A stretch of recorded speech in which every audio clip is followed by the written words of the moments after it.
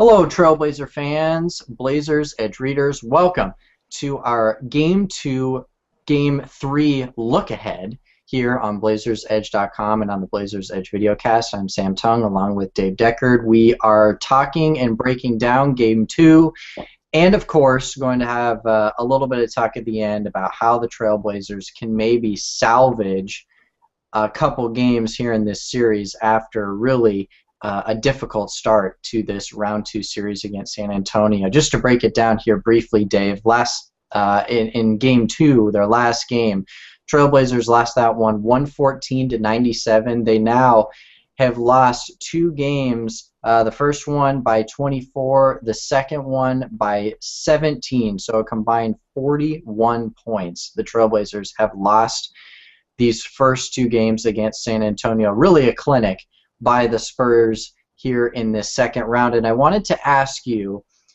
what percentage of these losses can you attribute to the Trailblazers not playing well for a variety of reasons, which we'll break down a little bit later? And what percentage of these losses can you attribute simply to the fact that San Antonio is a championship caliber team, likely had a wake-up call in that first round, and all of a sudden is clicking on all cylinders? Well, the Trailblazers aren't suffering from a lack of effort, I think. They're not, I don't want to say they're not playing poorly because the results are certainly poor, but it's not like they're going out there and laying an egg completely. It's just that everywhere they put their effort, San Antonio is already waiting for them, and the Spurs are doing a pretty good job of turning them around in circles. So the Blazers are playing so-so, okay? You know, we're probably seeing about 70% of normal, motivated, clicking on all cylinders Trailblazers, okay? But we're seeing 100% of the Spurs. And you can argue, I think, that even 70% of the Spurs probably beats 70% of the Trailblazers. 100% of the Spurs sure beats 100% or 70% of the Trailblazers. So you give a lot of credit to San Antonio without, though, saying that they are insurmountable. Because I think you've seen certain plays where the Blazers have executed really well. For instance, Damian Lillard driving past Tony Parker into the wild blue yonder, free and easy, wide open. He's converted a few layups, he's missed a couple jump shots, but those plays are open. You've seen LaMarcus Aldridge back down Tiago Splitter, go around him every once in a while. Those plays are available. That space is open.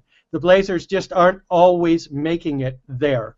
They aren't always getting off their best shot, and San Antonio almost always is. And that's the difference between a championship club and a club that's just trying to make it. Well, let's talk about that energy idea here for a little bit, Dave. Not, as you said, it's not like the Blazers are walking out on the court and giving zero energy. But there are a couple of, and energy really isn't something that you can necessarily mark down on a stat sheet. It's not something that necessarily shows up in the box score or even in advanced metrics. I think that it's really kind of a combination of different things that sort of give you a barometer as to the energy level of a team. And a couple of places where the Blazers have really gotten burned in this series, Dave. The first one is offensive rebounds. In that Game 2, they gave up double-digit offensive rebounds again. They only out-rebounded the Spurs in the entire game by 3, and we're talking about the Trailblazers, the #1 rebounding team in the NBA, and a guy that was in the top 3 in offensive rebounds in the league. And then additionally, only forcing 8 turnovers, something that the Blazers really don't do all that well, and obviously the Spurs do a good job of taking care of the ball. But it seems like those 2 things in the first 2 games of this series are things that you can point to and say, you know, the energy level specifically in these 2 categories might be a reflection of the overall lack of energy, or at least a diminished amount of energy to the point where it's going to be really difficult to overcome what the Spurs are going to throw at you. Well, it's complex a little bit because, for instance, Robin Lopez got 7 offensive rebounds in Game 2. That's a huge, huge number. But the problem was once he got them, the Blazers couldn't do anything with them. It wasn't an energy thing that they couldn't get the boards. It was execution after they got their hands on the ball. Their second shots didn't end up any better than their first. In fact, Lopez looked an awful lot like Dwight Howard underneath there. Remember when Howard caught the ball, rebounded in the first series, and then the Blazers would send 3 guys after him, and he'd just pump fake, nothing would happen, and then he'd either turn it over or have to pass it out and eat up clock and all that stuff.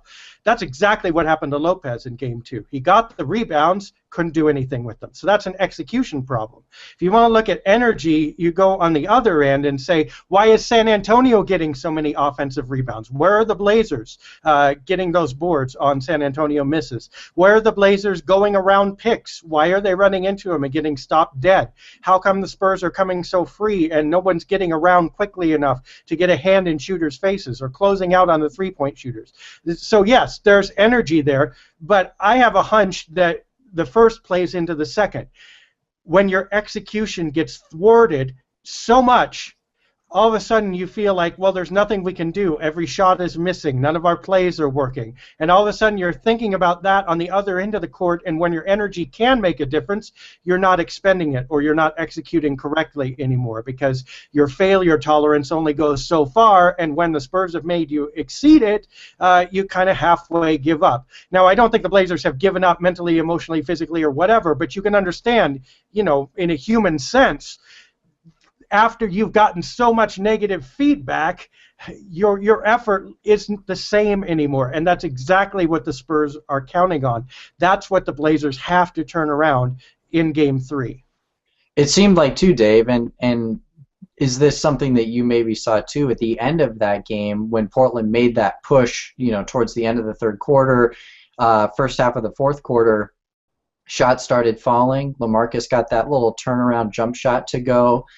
Damian Lillard started hitting some jump shots, and all of a sudden, you know, when that momentum started going, you know, they were grabbing more boards. They were getting second chance opportunities, and you know, I think that that's probably a pretty good example. The first half, not so much, and really the entire game, game one, not so much. But for much of that second half, you could really see that the Blazers' momentum started to build.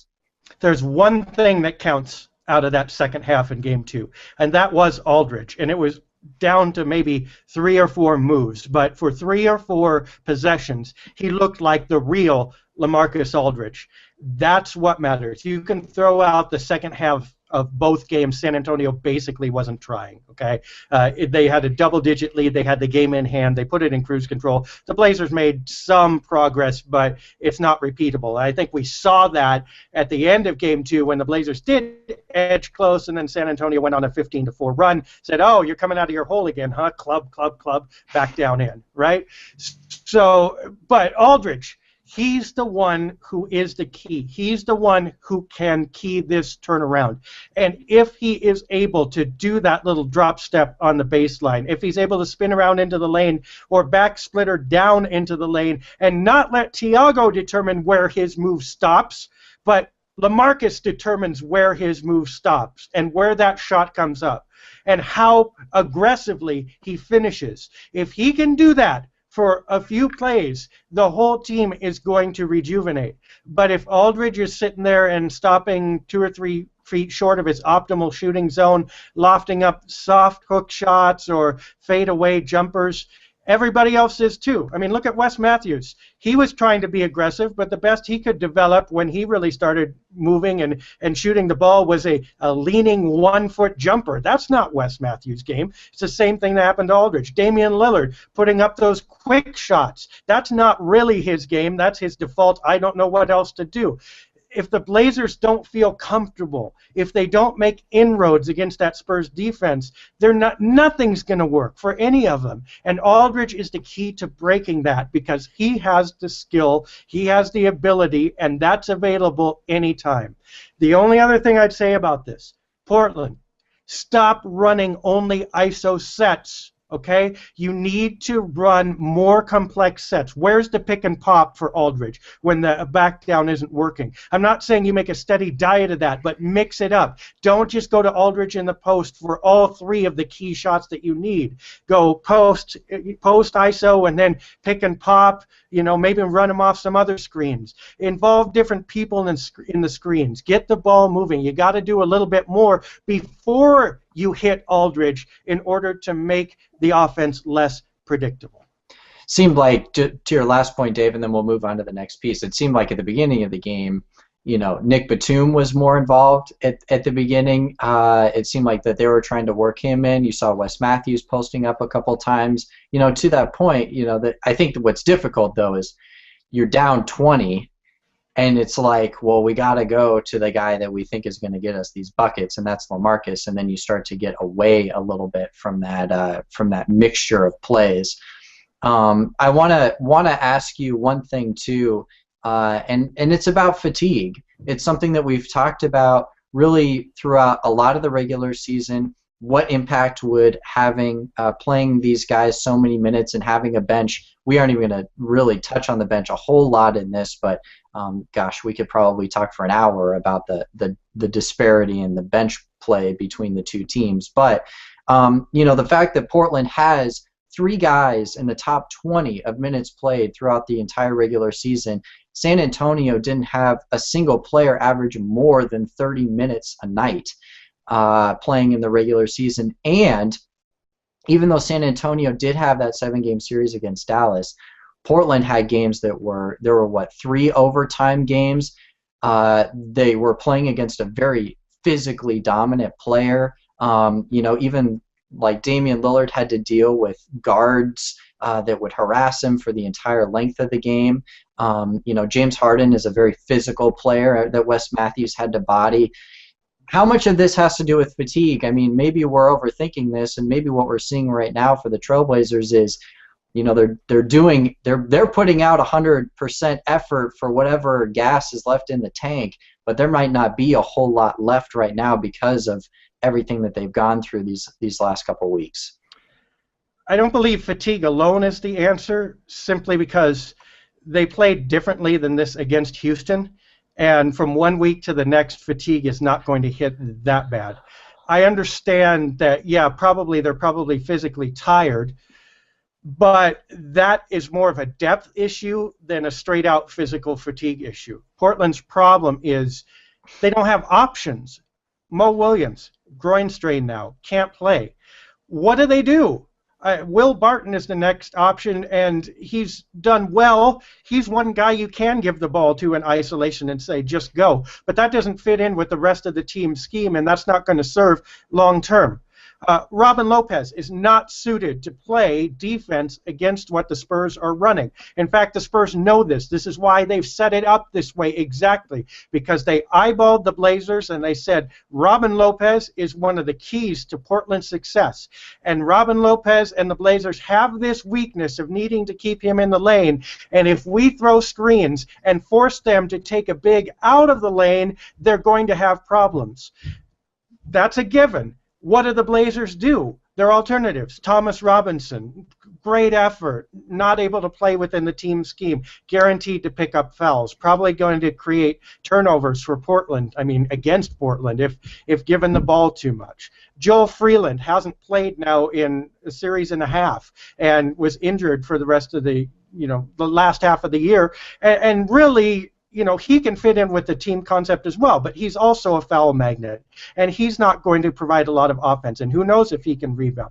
What do you do with backup wings? Darrell Wright, I guess mostly he's playing at power forward. Darrell Wright's not an ideal power forward. You just got no options, 0. You're literally down to 5 players now, and that's not just a matter of physical fatigue. That's a matter of I'm looking down the bench trying to change this up, and I just absolutely cannot do it. I have to run with the players I have now, and I have to run the system I have now. There are 0 alternatives, which is why this team has got to get deeper, not just to lessen the minutes on the starters, but to give Terry Stotts something else in his arsenal to say, this isn't working, we get to put in the other guy and change up this game.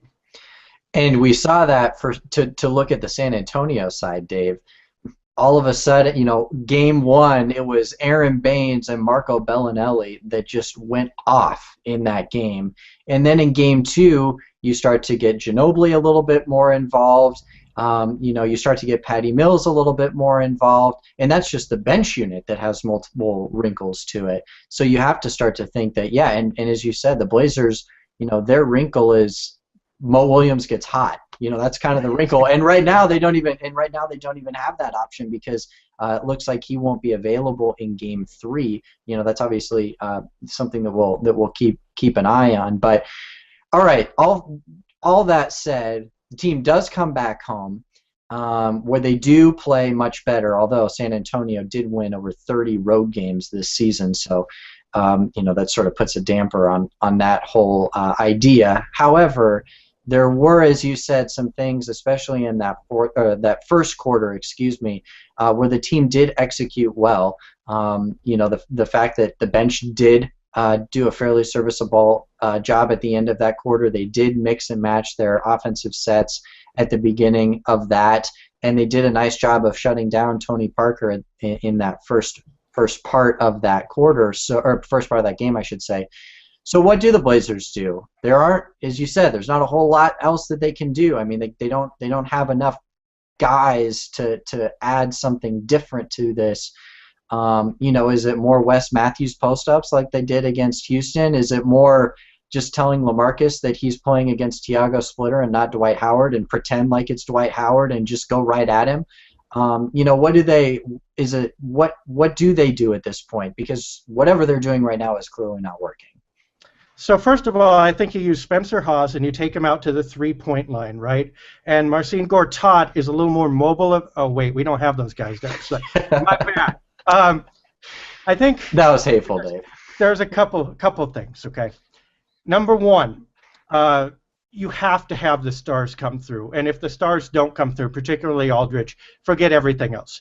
Because part of the reason San Antonio's bench also looks really good is because Parker, either off the shot or in game two off the pass, looks unstoppable. And the Blazers are having to concentrate on him so much that everybody else is playing off of him and looks great. If Aldridge can duplicate that, if Lillard can lead a little bit that way, everybody else is going to look better. Then there's not so much pressure on the rest of your players. Okay, so that's number one. That's got to happen, or the rest of this just doesn't matter.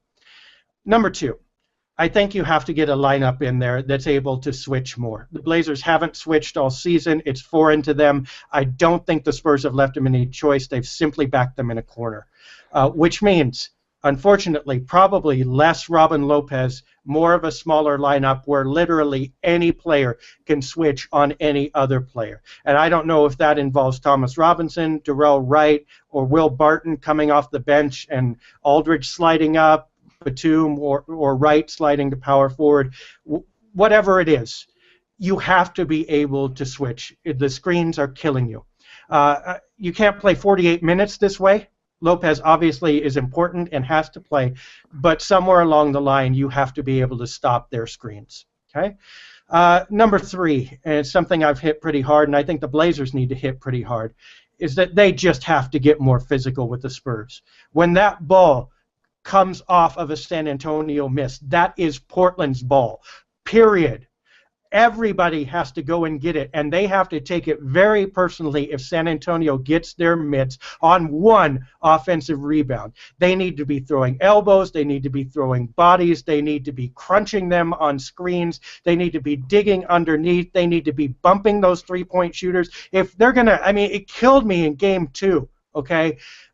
San Antonio would get a layup and Portland would foul to try to stop them, and then Portland would not foul hard, so San Antonio would get the and one. You cannot do that. If you are going to decide to foul, obviously you can't flagrant foul them. That's spastic, and that'll just lead to more San Antonio possessions. But if you're going to go at the ball and you've determined to foul, hack them hard. Make them think about you and not just about how they are going to score. The Blazers have to get some guts. They have to get some physicality. Otherwise, this is going to be easy for San Antonio. Now, the two problems here. with a smaller lineup, with getting more physical and risking more fouls. Rebounds, everybody has to go for them. If Lopez isn't in the game, it can't be just Robin's responsibility anymore. 5 men on the boards.